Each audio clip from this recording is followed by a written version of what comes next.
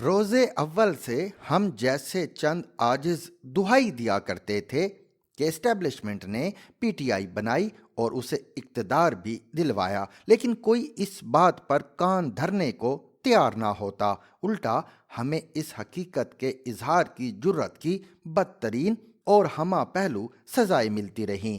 تاہم اب تو کوئی بات خفیہ نہیں رہی، سب اقرار کرنے لگے ہیں کہ عمران خان کو اقتدار اسٹیبلشمنٹ اور بالخصوص general retired Qamar Javed Bajwa, lieutenant general retired Faiz Hameed اور لیفٹیننٹ جنرل آصف غفور نے دلوایا۔ جنرل ریٹائرڈ قمر جاوید باجوہ خود اعتراف کر چکے ہیں کہ عمران خان کو اقتدار دلوانے میں ان کا ہاتھ تھا، جبکہ عمران خان صاحب بھی تسلیم کر رہے ہیں کہ ان کی حکومت اور پارلیمنٹ جنرل باجوہ بالفاظ دیگر جنرل فیض حمید اور جنرل آصف غفور وغیرہ چلاتے رہے۔ ایک اسٹیج پر جب جنرل باجوہ نے محسوس کیا کہ ان کے ادارے کا امیج ناقابل برداشت حد تک تباہ اور معیشت دیوالیہ ہونے جا رہی ہے، تو انہوں نے وہ سلسلہ نیوٹرل بن کر ختم کر دیا اور یوں عمران خان کی حکومت دھڑام سے گر گئی۔ اس کے جواب میں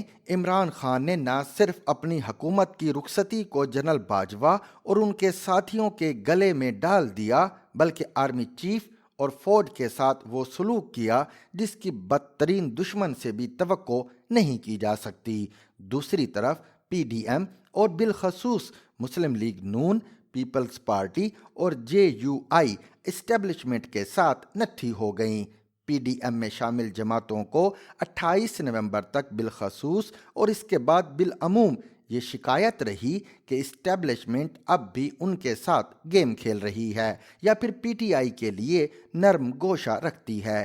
ان کی رائے کی بنیاد یہ ہے کہ وہ یہ دیکھتے اور سوچتے ہیں کہ عمران خان کے ساتھ وہ سختی نہیں کی جا رہی جو ماضی قریب میں ان کے ساتھ ہوتی رہی۔ اسی طرح وہ یہ بھی دیکھتے ہیں کہ اسٹیبلشمنٹ عمران خان کو سیدھا کرنے کے لیے عدلیہ، میڈیا اور الیکشن کمیشن وغیرہ کے بازو اس طرح نہیں مروڑ رہی جس طرح نواز شریف، مریم نواز، شاہد خاقان اور دیگر کو ٹھکانے لگانے کے لیے مروڑتی رہی۔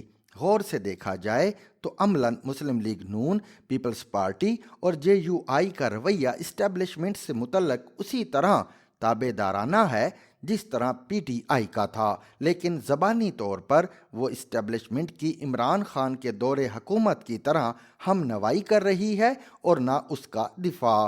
دوسری طرف اسٹیبلشمنٹ کے سرخیل اگرچہ دل و جان سے عمران خان سے نالا اور پی ڈی ایم کی حکومت کی کامیابی کے متمنی ہیں، لیکن وہ پی ڈی ایم حکومت کی کارکردگی سے بھی پوری طرح مطمئن نہیں۔ ایک طرف وہ معیشت کے حوالے سے پریشان ہیں اور دیکھ رہے ہیں کہ اسحاق ڈار کے آنے کے بعد اس طرح سخت فیصلے نہیں کیے جا رہے جو حالات اور آئی ایم ایف وغیرہ تقاضا کر رہے ہیں۔ اسی طرح اسٹیبلشمنٹ نے آئی ایس پی آر کو سیاست سے مکمل دور کر دیا ہے، لیکن دوسری طرف حکومت کی میڈیا پالیسی مکمل طور پر ناکام ہے، بلکہ میڈیا پالیسی نام کی کوئی چیز ہی موجود نہیں۔ دوسری طرف پی ڈی ایم میں شامل تمام جماعتیں اور بالخصوص مسلم لیگ نون ایک بڑے مخمسے سے دوچار ہے۔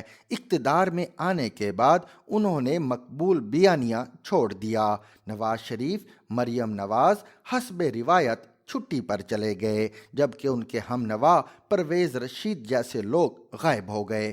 خواجہ آصف جیسے اسٹیبلشمنٹ کے در پردہ حامی چھا گئے۔ مقبول اینٹی اسٹیبلشمنٹ بیانیے کو عمران خان نے اچک لیا اور مسلم لیگ نون، پیپلز پارٹی یا جے یو آئی عوام کی نظروں میں دوسری مسلم لیگ قواف بن گئی۔ یوں اس کی مقبولیت زمین پر آ گری۔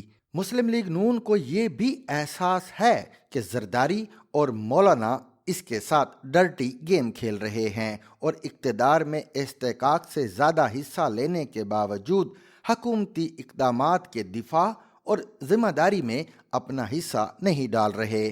چنانچہ ایسا لگتا ہے کہ اب مسلم لیگ نون دوبارہ ماضی کی طرف لوٹنا چاہتی ہے۔ مریم نواز کو آگے کرنے اور میاں نواز شریف کے جنرل باجوہ اور جنرل فیض حمید کے خلاف بیانات سے لگتا ہے کہ اب نون لیگ بالخصوص نواز شریف ماضی کی طرف لوٹ کر دوبارہ اسٹیبلشمنٹ مخالف بیانی کی طرف آ رہے ہیں۔ وہ سر دست اپنی تنقید جنرل باجوہ اور جنرل فیض حمید تک محدود رکھ رہے ہیں اور جنرل آصف غفور کا نام بھی نہیں لے رہے، لیکن جلد وہ ان کا نام بھی لینا شروع کر دیں گے۔ دوسری طرف عمران خان صرف جنرل باجوہ کا نام لے رہے ہیں اور باقی دو کا نہیں۔ ظاہر ہے کہ موجودہ عسکری قیادت جس طرح اپنے سابق چیف جنرل باجوہ کے خلاف عمران خان کی تنقید پر خوش نہیں رہتی، اسی طرح وہ نون لیگ کی تنقید پر بھی خوش نہیں ہوگی، بلکہ نون لیگ کے اس عمل کو پچھلے سال کے دوران قولی اور عملی طور پر کیے گئے وعدوں کی خلاف ورزی سے تعبیر کیا جائے گا۔ اس سے اسٹیبلشمنٹ کے سرخیلوں کو یہ پیغام بھی جائے گا کہ نون لیگ کے دل میں کینہ یا پھر عسکری اداروں سے اسکور برابر کرنے کی سوچ اب بھی موجود ہے۔ مسلم لیگ نون کی طرف سے اس بیانیے کو دوبارہ اپنانے کی وجہ سے اسٹیبلشمنٹ کے سرخیلوں کی طرف سے عسکری قیادت پر بھی اسی طرح دباؤ آئے گا جس طرح جنرل باجوہ پر آیا تھا۔ اب اگر نون لیگ معیشت اور ریاست بچا کر سیاست کو قربان کرنے کا رویہ برقرار نہیں رکھتی تو اسٹیبلشمنٹ کے سرخیلوں سے ماضی کی طرح وعدہ خلافی کرتی ہے، اور اگر سیاست کو ترجیح بناتی ہے تو اسٹیبلشمنٹ کے سرخیلوں کو امتحان میں ڈالے گی۔ دوسری طرف عمران خان ماضی کی طرح دوبارہ لاڈلا بننے کے لیے رابطے کر رہے ہیں اور ہر طرح کی گارنٹیاں دینے کی کوششوں میں مگن ہیں، لیکن انہوں نے ماضی قریب میں جو کچھ کیا اور کر رہے ہیں اسے دیکھ کر یوں لگتا ہے کہ مقبول ہونے کے باوجود دوبارہ انہیں کسی بھی صورت اسٹیبلشمنٹ کے سرخیلوں کے ہاں قبولیت نہیں مل سکتی۔ اسی طرح اسٹیبلشمنٹ کو زیادہ پریشانی بلوچستان، سندھ اور خیبر پختونخوا کے حوالے سے رہتی ہے، لیکن حسب عادت مسلم لیگ نون کو ان میں کوئی دلچسپی نہیں۔ پختونخوا کو انہوں نے JUI، بلوچستان کو مولانا اور قوم پرستوں اور سندھ کو زرداری کو ٹھیکے پر دے دیا ہے۔ یوں اسٹیبلشمنٹ بھی